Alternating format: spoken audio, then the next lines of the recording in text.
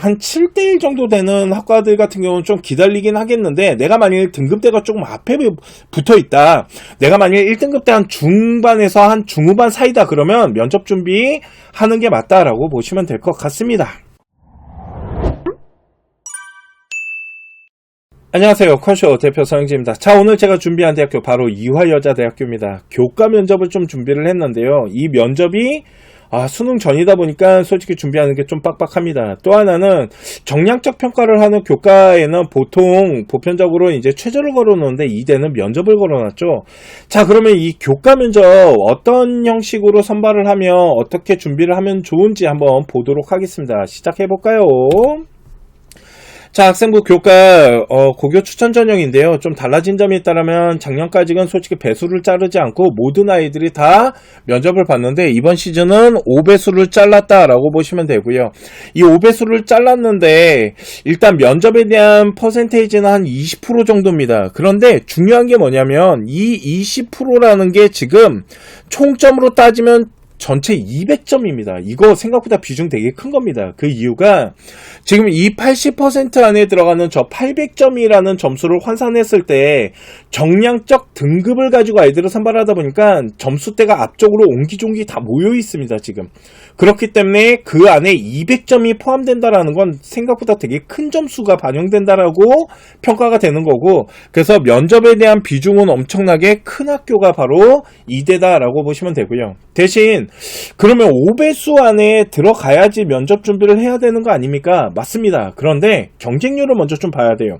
이게 고교 추천 전형이다 보니까 경쟁률에 대한 부분이 좀 높은 학과가 있고 낮은 학과가 있는데, 일단 어문계열 같은 경우는 솔직히 이제 4대1, 4.67대1 이러니까 일단 5배수는 다 준비를 해야 되는 거고, 뭐 정치외교나 아니면은 사회학과 이런 학과들, 통계학과 이런 학과들이 요번에 조금 7대1까지 나왔잖아요. 여기는 이제 배수로 좀 잘려 나가겠죠. 그리고 전체적으로 봤을 때도 4대1 학과들, 얘네들은 일단 먼저 준비를 해야겠죠. 그런데 혹시나 이제 한 7대1 정도 되는 학과들 같은 경우는 좀 기다리긴 하겠는데, 내가 만일 등급대가 조금 앞에 붙어 있다, 내가 만일 1등급대 한 중반에서 한 중후반 사이다, 그러면 면접 준비 하는 게 맞다라고 보시면 될 것 같습니다.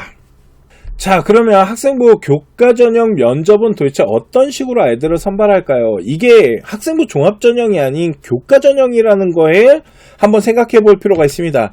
아이들을 선발할 때 뭐 학업에 대한 준비, 주도적인 탐구 역량, 논리적 사고력 이런 거 본다라는데, 중요한 건 학생부 종합 전형 같은 경우는, 학생부 종합 전형은 솔직히 우리가 전공적 합성이라는 걸 맞춰갖고 학교에다가 서류를 제출했기 때문에 그 라인에 맞게끔 서류 평가라는 걸 합니다. 그런데 교과 전형은 솔직히 우리가 등급을 가지고 경쟁률이나 등급 갖고 입결을 따지면서 지원을 하다 보니까 학과를 딱 맞게 안 지원하는 경우도 많단 말이에요. 그렇기 때문에 이 부분을 감안해서 이화여자대학교는 면접에 대한 질문을 조금 거시적으로 해요. 좀 넓게 합니다. 특정 주제보다는 좀 넓은 주제를 가지고 질문을 하는데, 그 부분에 대해서 지금부터 한번 보도록 할게요. 일단은 학생부 기반으로 합니다. 그러니까 서류를 기반으로 하는 건 맞아요. 그러니까 그 안에 있는 서류를 분석을 하는데, 솔직히 우리 아이가 그 서류와 그 학과를 동일하게 지원하지 않은 경우가 많아요, 교과는. 그래서 학업 준비도 같은 경우 잘 보시면 대학 입학 후에 학업 수행을 어떻게 할 건지, 그리고 학업에 대한 역량은 어느 정도 되는지 그 교과에 대한 부분을 물어보겠다는 거잖아요. 그래서 질문을 하는 걸 보면 어떤 식이냐면, 교과 전형을 지원하기 위해서 어떤 준비했니? 쉽게 말해서 특정 학과에 대한 부분보다는 좀 넓게 물어보는 거죠. 그리고 네가 만약에 선호하는 과목이 있었다면 그건 어떻게 공부했어? 아니면 좀 성적이 낮은 것들이 있죠. 우리 학생은 전체적으로 봤을 때 수학의 성적이 좀 낮은데 그거 왜 그래? 뭐 이런 식으로. 그렇기 때문에 학업에 대한 부분에서 전공학업, 그 학과와 맞는 어떤 전공에 관련된 학업이나 아니면 관심을 가지고 했던 학업들, 특히 성적 조금 낮게 형성된 것들이 있죠. 이런 것들은 솔직히 좀 잘 준비를 해나가면 좋다라는 부분이 있고요.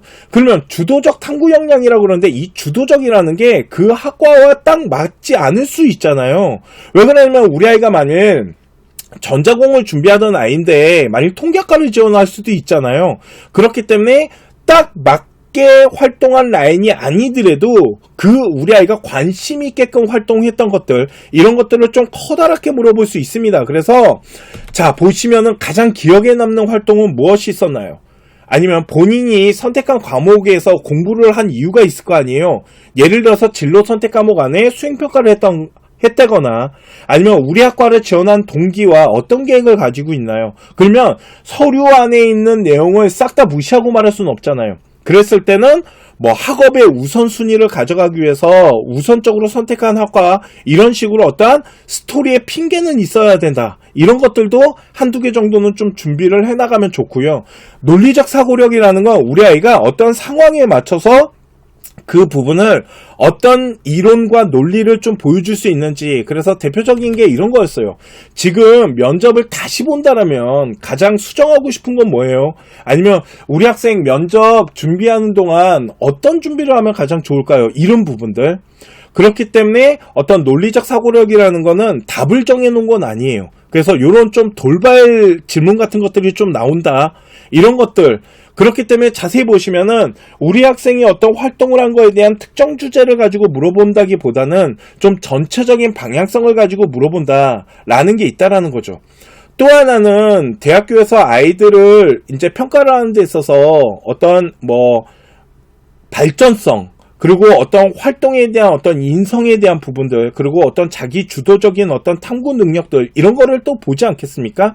그래서 학생부 이 교과 면접 같은 경우 뭐 대학교에서 더라는 이 인재를 선발한다고 하는데 뭐 THE 이렇게 나눠서 선발을 한대요. 그런데 제가 보기에는 요 E 있잖아요. E는 필요 없고 이거는 그냥 대학교 들어가서 어떤 미래인지상이기 때문에 제가 보기에는 T와 H 방향을 좀 이해를 해서 답변에 대한 부분을 좀 준비를 한다라면, 그래서 우리가 답변하는 거 안에 답을 좀 넣었으면 좋겠다 라는 건데, 예를 들어서 T 같은 경우 잘 보시면은 자기 주도적인 전문 지식을 설계하거나 아니면은 이거를 주도하면서 뭔가 만들어내는 모습들, 쉽게 말해서 내가 학교에서 동아리 활동을 한다거나 아니면 학교에서 수행평가를 하는 데 있어서 내가 요 주도적 모습을 보여주면서 문제를 해결해 나가는 모습이나 아니면 설계를 해 나가는 모습들, 연구해 나가는 뭘 보여줘야 되는 거냐면 좀 과정에 대한 부분을 좀 만들어야 된다라는 거죠. 내가 만약 학교 활동하는 데 있어서 과정이 부족했다라면 좀 만들 필요는 있다라는 거예요. 새롭게. 이게 어떤 뜻인지 내가 방송에서 정확히 말하긴 좀 그래요. 그런데 그냥 하나 말해주고 싶은 건 뭐냐면, 그런 얘기합니다. 면접장에서 진실되게 너의 활동을 잘 말하면 돼? 아닙니다. 그러면 잘못하면 떨어져요. 진실되게 말하는 거 아니야, 면접은. 그렇기 때문에 내가 어떤 활동을 하는 데 있어서 주도적인 부분들, 연구를 해나가는 모습들, 거기를 통해서 어떤 지식에 대한 발전성, 이런 거에 대한 어떤 과정에 대한 스토리, 이런 게 좀 필요하다라고 보시면 되고요. 이 H가 뜻하는 건 뭐냐면 공동체, 쉽게 말해서 내가 학교 활동하는 데 있어서 어떤 인성적인 부분들, 팀원들과 연구해 나가는 과정 같은 것들을 하나 소개하는 것도 하나의 방법은 될 수 있다라는 거죠. 그렇기 때문에 꼭 인성이 아니더라도 질문이 들어왔을 때 그거를 공동체와 함께 해나가기 위한 어떤 협력과 리더십, 이런 것들의 과정을 통해 갖고 어떤 스토리를 좀 만들어내는 것도 하나의 방법은 될 수 있다. 내가 학업을 하는 데 있어서 어려움을 꼭 혼자서 극복하는 건 아니잖아요. 친구들과 함께 해결하는 방법도 있었을 거고, 이런 부분들도 스토리 안에 답변을 좀 준비해 나가면 좋다. 그래서 이대 같은 경우는 제가 커다랗게 2개 정도의 답변은 반드시 준비를 해야 됩니다라는 게, 어떤 관심이 있었던 활동이나 내가 3년 동안, 2년 동안 좀 스토리를 연결하면서 연구했던 것들이 있다면 그거에 대한 과정에 대한 스토리들, 또한 친구들과 함께 해나가기 위해서 내가 어떤 리더십이나 기획을 하고 그걸 통해서 함께 발전해 나가는 모습들, 이런 것들을 좀 나눠서 2개 정도는 답변을 준비해 나가면 되게 좋고요. 또 하나는 이제 학업에 대한 거를 반드시 물어보거든요. 그렇기 때문에 내가 학습을 해 나가기 위해서 어떤 노력했던 부분에서 좀 어려움을 하나 만들어 가지고 그걸 극복하기 위한 어떤 스토리, 이런 것들도 좀 들어가면은 좀 도움이 된다라고 보시면 될 것 같습니다. 이해가시죠? 이게 이대에서 말하는 더인데, 더 인재상을 그냥 딱 직접적으로 보기보다는 좀 간접적으로 잘 활용을 하는 부분이 좀 필요하다라고 보시면 될 것 같고, 솔직히 저 H는 이제 나중에 학교 들어가서 하는 어떠한 방향성이기 때문에 저는 T와 H만 좀 잘 준비를 하면 되지 않나라는 생각을 가지고 있습니다. 자, 오늘 제가 준비한 이화여자대학교 교과 면접을 하는 방향성과 그리고 좀 준비하는 그러니까 전략에 대해서 설명을 해드렸고요. 오늘 방송은 여기까지 하도록 하고 다음 시간에 조금 더 좋은 방송으로 또 찾아뵙도록 하겠습니다. 지금까지 합격을 하는 DNA 서영진이었습니다. 감사합니다.